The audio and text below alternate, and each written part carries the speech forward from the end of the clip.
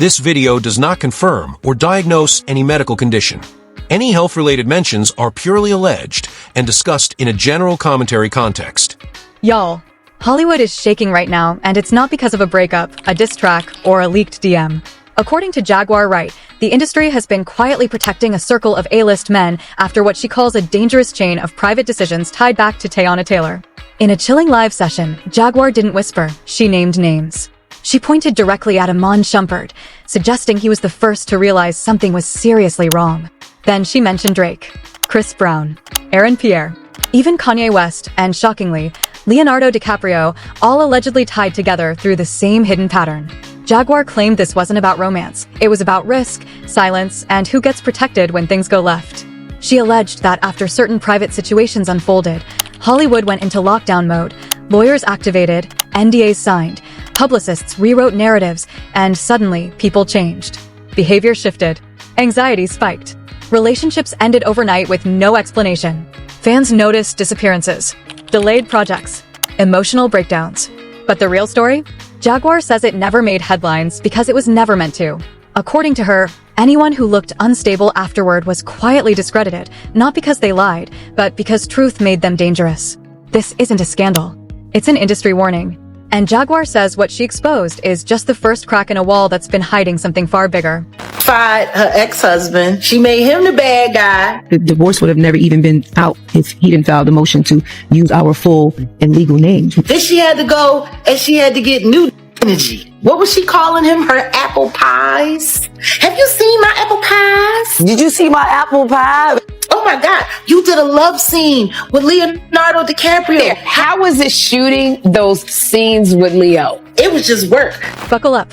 Because behind the polished smiles and red carpet flashes, Hollywood has always been better at hiding damage than preventing it. What unfolded during Jaguar Wright's live session wasn't chaos. It wasn't rambling. It was deliberate. Slow. The kind of delivery that suggests someone understands the weight of what they're saying and knows exactly why it stayed buried for so long. She didn't open with drama. She opened with silence, the kind of silence that exists when powerful people agree not to speak. According to Jaguar, that silence protected reputations while leaving others to quietly unravel. She alleged that for years, a disturbing pattern circulated privately inside the industry, involving Teyana Taylor and a series of high-profile men whose careers span music, sports, and film. Jaguar framed it as a story of risk, not romance. Decisions made behind closed doors that carried consequences far beyond feelings. Consequences that, according to her, were never disclosed clearly to everyone involved. And once concern surfaced, the response was not transparency, it was damage control. She alleged that Iman Shumpert was among the first to sense that something wasn't right. Not publicly, not dramatically, but in ways people close to him noticed later. Shifts in behavior, guarded conversations, and distance where familiarity once existed. According to Jaguar, that moment marked the beginning of a pattern, not an isolated incident. As her live continued, more names entered the conversation. Drake, Chris Brown, Aaron Pierre, Kanye West. Each name added weight, not because of accusation, but because of implication, that these individuals were connected through the same hidden thread of undisclosed risk and controlled silence. Then came the name that shifted the temperature of the room. Leonardo DiCaprio. Jaguar did not accuse him directly. She didn't need to. The mere suggestion of proximity carried enough gravity to make listeners understand how far-reaching the alleged network might be. According to Jaguar, once private alarms were raised, Hollywood responded the only way it knows how. Lawyers were consulted before conversations happened. Publicists shaped narratives before emotions were processed. Non-disclosure agreements became shields, not safeguards. She claimed there were documents, messages, and insider confirmations not leaked, not public, but carefully stored where only select people could access them. She alleged that this information explained a series of events fans had long questioned. Relationships ending without explanation. Projects quietly delayed. Artists and actors withdrawing from public view under the vague label of personal reasons. According to her, those reasons were never personal, they were strategic. Jaguar spent significant time discussing Aaron Pierre, describing him as emotionally unprepared for the environment he entered. She alleged that after certain relationships ended, his demeanor shifted in ways that couldn't be explained by heartbreak alone. Confusion, anxiety, emotional dependence. The kind of internal conflict that comes from realizing you were part of something larger than you understood. She suggested this wasn't weakness, it was an industry warning sign. According to Jaguar, when individuals show visible distress after private situations like these, the industry does not offer clarity. It isolates them. Their reliability is quietly questioned. Their emotional state becomes a liability, not publicly, but through whispered conversations that slowly dismantle credibility. She claimed the same distancing happened with Iman Shumpert. No scandal. No headlines. Just subtle separation. Invitations stopped. Energy changed. Connections cooled. To the public, it looked like ordinary relationship fallout. According to Jaguar, it was something else entirely. She described a silent infrastructure designed for containment. Private consultations. Carefully worded guidance from insiders who never put anything incriminating in writing. Reputation managers coordinating with legal teams. The goal, she alleged, was not accountability, it was containment. Containment of panic. Containment of liability. Containment of questions no one wanted asked out loud. Jaguar claimed Teyana Taylor remained in constant motion during this period. Work schedules packed tight. Travel nonstop. Public appearances stacked back to back. According to her, stillness invites scrutiny and movement creates noise. Noise distracts. Noise protects. Relationships ended abruptly. No closure. No explanations. Just distance. When whispers began to surface online, they disappeared just as quickly. Blogs hesitated. Journalists paused. Stories entered legal review and never resurfaced. Jaguar alleged that access was leveraged as a weapon. Speak and you're frozen out. Push further and you're buried under credibility attacks. She claimed collaborators and peripheral figures were quietly advised to keep distance. Not because they were guilty, but because proximity itself became dangerous. According to her, this was not about morality or emotion. It was about maintaining control. Throughout her life, Jaguar made one thing clear. She was not speaking to destroy careers. She said she was speaking because people were left emotionally fractured while the machine continued to operate smoothly around them. According to her, silence crossed a line from strategy into something unethical. She framed the situation as a systemic failure. An industry that treats human fallout as acceptable loss as long as the brand survives. Where trust is sacrificed quietly so the illusion can remain intact. As her life drew toward its end, Jaguar didn't issue threats. She issued warnings. She said more names exist. More documentation exists. More connections exist. What the public has seen so far, she implied, is only the surface layer of a much larger structure. Hollywood is not facing a gossip crisis. It is facing a trust crisis.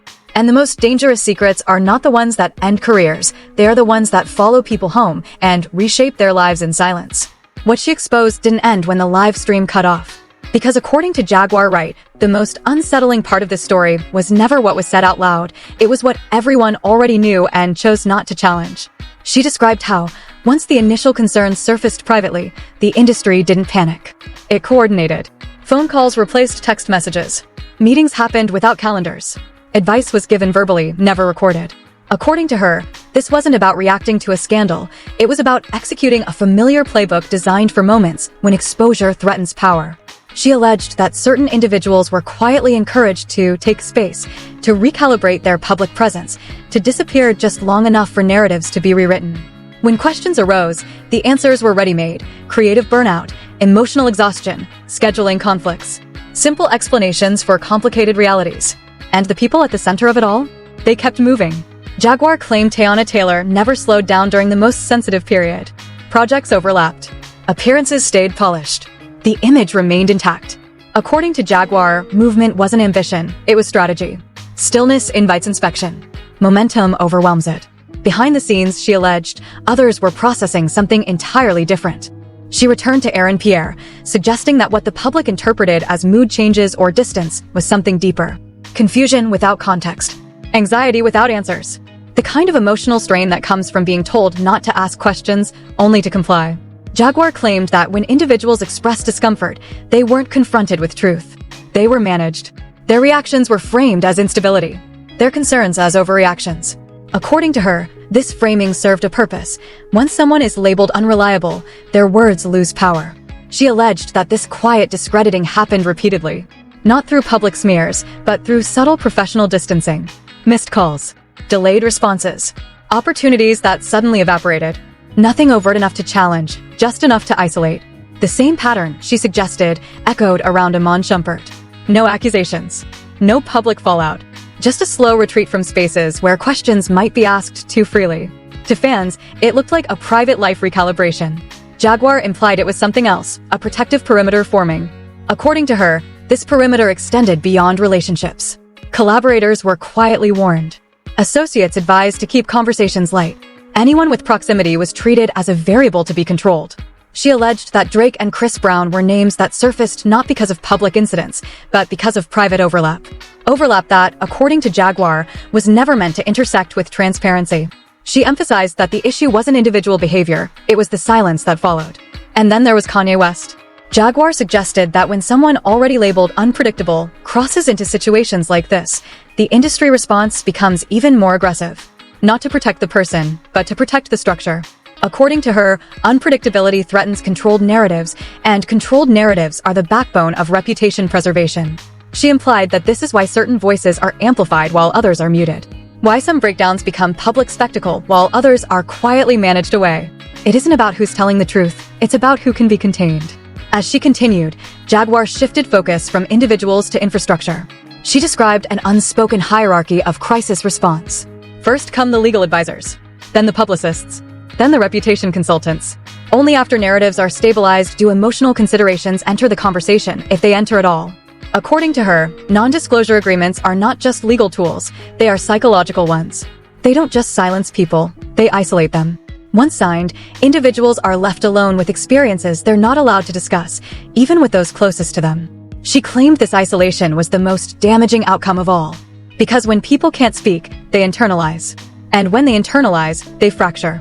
Jaguar alleged that journalists sensed something was off long before the public did. Tips arrived. Questions were drafted. But stories stalled. Editors hesitated. Legal departments intervened.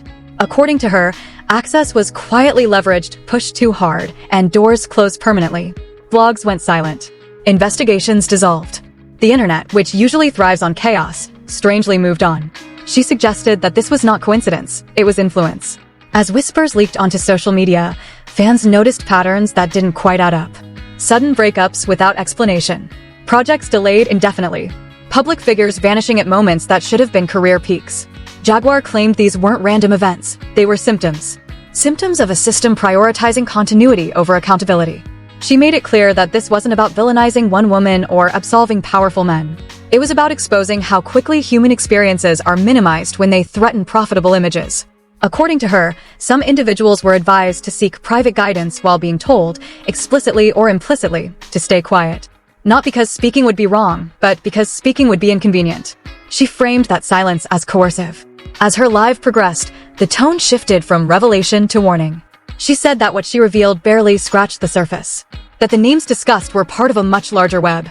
That documentation existed not just in messages, but in behavior patterns, timelines, and sudden shifts the public dismissed as coincidence. She warned that once silence becomes policy, harm multiplies quietly. Toward the end, Jaguar addressed the inevitable backlash. She acknowledged that she would be called bitter, unstable, attention-seeking.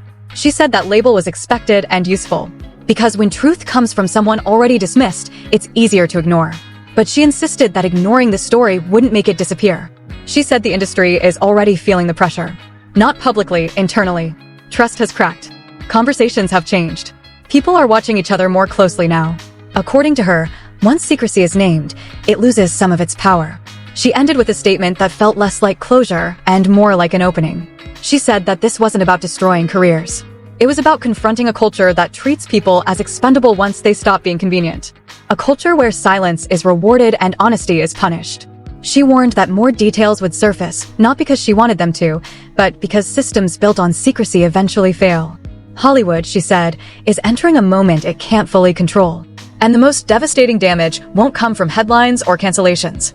It will come from the realization that trust was sacrificed long before anyone was told the truth. And once that realization sets in, no amount of image management can put things back the way they were. That realization didn't fade after the stream ended, it settled in.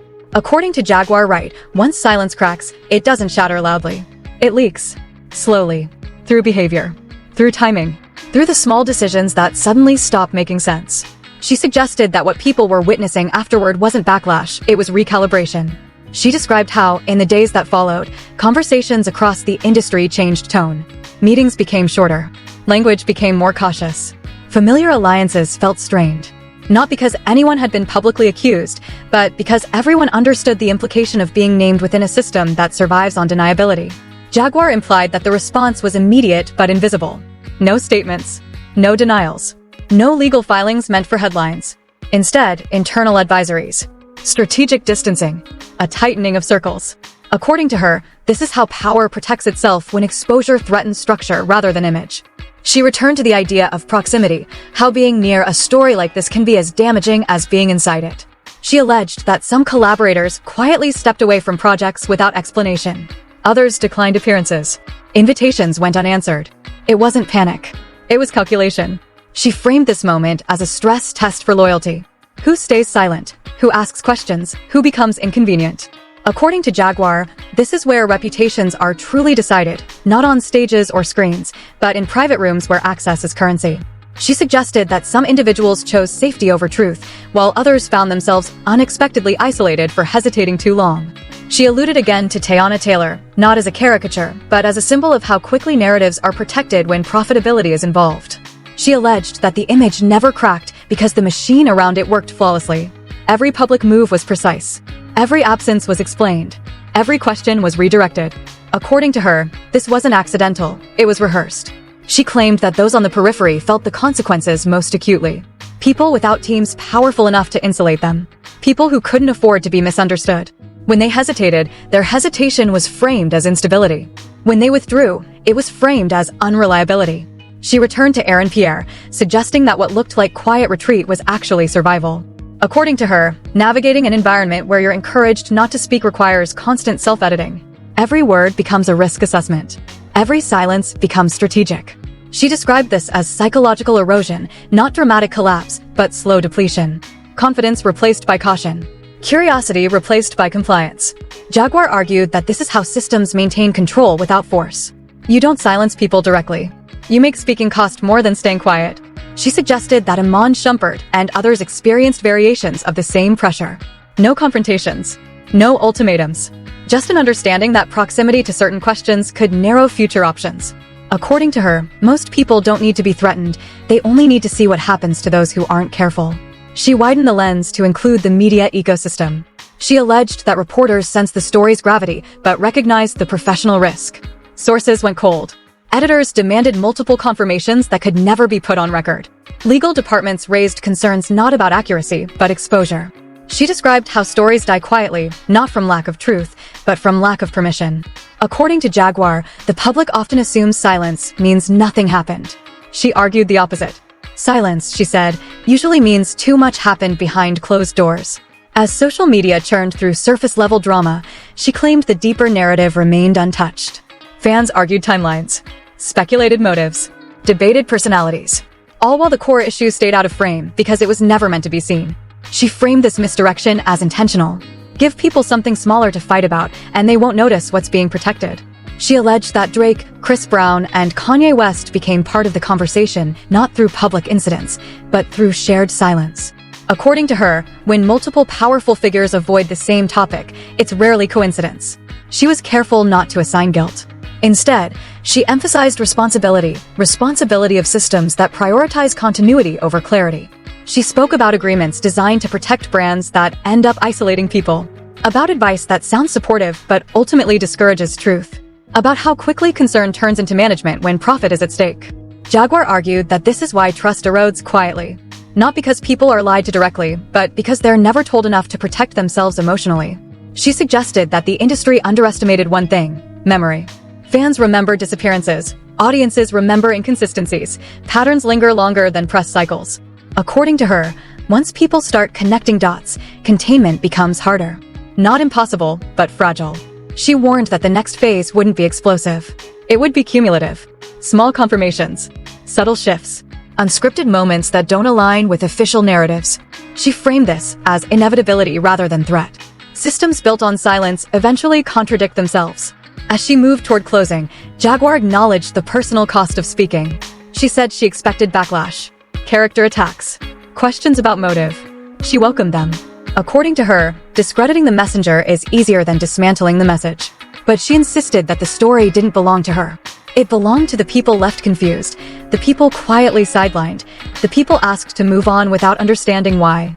She described this moment as a reckoning not driven by outrage, but by exhaustion. Exhaustion with watching truth filtered through legal language until it no longer resembles reality. She said the industry could have chosen transparency early. It didn't. And now the cost is higher. She ended with a reminder rather than a warning. That fame doesn't erase consequences. That silence doesn't erase memory. That control doesn't erase impact. According to Jaguar, what happens next won't be decided by headlines or hashtags. It will be decided by whether people continue to accept partial truths as full explanations. And once that acceptance ends, the structure that depended on it begins to weaken, not all at once, but enough to change everything that follows. And this is where the story stops being entertainment and starts becoming a warning.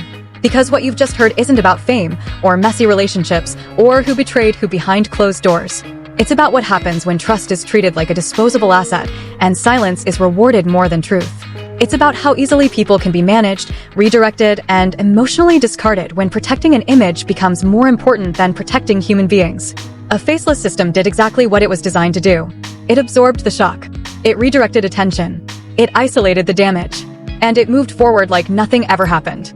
But the people caught inside it didn't move on so easily. They were left with unanswered questions, fractured relationships, and a reality that no public statement could ever explain. This is the kind of betrayal that doesn't scream. It lingers. It reshapes how people trust, how they love, how they speak, and how they stay silent. And here's the part nobody wants to admit. Stories like this don't survive because they're shocking. They survive because they're familiar. Because we've seen versions of this play out again and again, with different faces, different headlines, and the same ending. Silence wins, and the truth pays the price. But silence only works when people stop paying attention. So if this story made you uncomfortable, that's the point. If it made you angry, confused, or emotionally unsettled, that's because it wasn't meant to feel safe. And if you're still here listening, it's because part of you knows there's more to this than what's been allowed to surface. This isn't the end. It's a pause. Because more details exist. More connections exist. And once trust is broken at this level, it never fully recovers. If you're ready to keep watching what they don't want discussed, stay right here, subscribe, stay alert, and don't look away, because the truth only disappears when everyone agrees to stop looking.